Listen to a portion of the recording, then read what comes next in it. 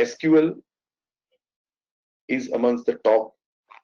I think I've had earlier discussions with Harshal and Satya also. I can't help but emphasize more and more, especially during these times when data science becomes even more critical. I think it is probably the most important subject that a data scientist should be focusing on. In fact, I somehow feel sad at times that because of some automations, or you have this kind of entity relationship models and all coming in, the importance of SQL somehow was a bit, what you call, taken a backseat with a lot of automation where link queue coming in, so you don't have to write queries, you don't have to know a lot of relationship between information. So a click and you're just getting those information. So if you see the developers who were unfolding during those times when I used to interview a lot of them, what I found is the front end layer and the data models being presented, they were good at it. But when you ask how it works, what was the data all about, how is this relationship coming from, yeah, I find it they faltering a lot of times. The reason being is, I think even when we started at 92, 93, I don't think things have changed even now. Not that everything old is of no use. Data normalization and querying information correctly is probably the most important aspect any data scientist should focus on. I think that skill, as much as you polish writing queries, and if you can think queries, it's a language. So it's a query language. That's an important word to be used. So just like I'm communicating to you in English, or somebody might be thinking in Hindi or any other language, you have a thinking language. When you start thinking without speaking, you have a thinking language in your mind always. Any person. So can you think SQL? That's the very important fact. As the customer speaks to you, you should be able to write an SQL right at that time in the mind. And that skill is something comes out of interest, curiosity, and experience. No question on that. So that's a very important aspect I would want to highlight.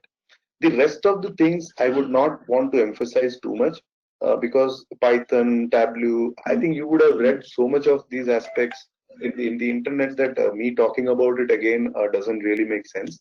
But last two part, which is very key, the Excel. I mean, it is probably the most underestimated and ridiculed tool on earth, I believe. But it is probably the most efficient tool which gives us output for most of the activities, and still we don't give its due respect. I'm not promoting Microsoft here. Any spreadsheet, it matters. It could be a Google sheet as well. So this is an example that we are giving as Excel, but it is an unbelievable tool. So somebody who is learning SQL and somebody who is learning Excel, uh, Excel is a great tool to understand normalization of information, how data filters work.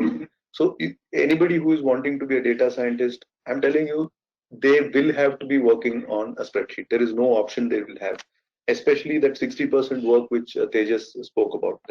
That is going to be Excel-based activity. A hell lot of activity happens there. So I think I'll always encourage people to learn Excel and use it to the optimum. And last but not the least, I think it is the subject of Tejas, but still I would like to mention the last point which is written down there is very interesting. A data scientist is someone who is a better statistician than a software engineer, and a better software engineer than a statistician. So as much as people would believe that data science is magic, you take some tools, you write some code, and you become a scientist, a data scientist. No, it takes some amount of interest in mathematics and statistics.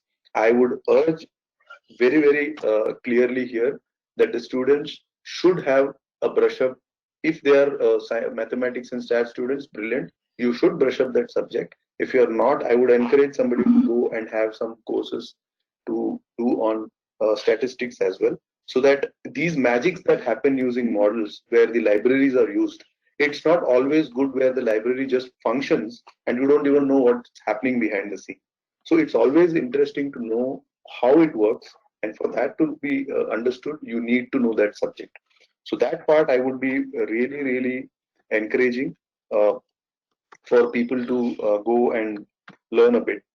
frankly, if you see, it is very subjective. It is depending upon what domain you go. For example, if somebody is joining a financial company or a financial investment management company, the salary would be different as if as against some other industry or a retail industry somebody joined, or if somebody is being hired by a startup. So it's a different thing. But okay, there are averages available. So you can say something like a fresher might see. Freshers have a different way.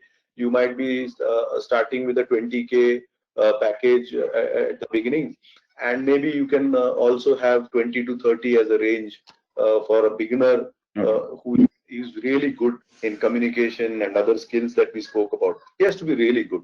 So that goes with any subject as a thing. But if you're a bit more experienced and if you're getting into that a data science, so let's say you're working somewhere and then you're learning data science and trying to get, I think a package of roughly 50K or maybe 60 to 70K a month maybe could be something. That range is something that one can look for to start with.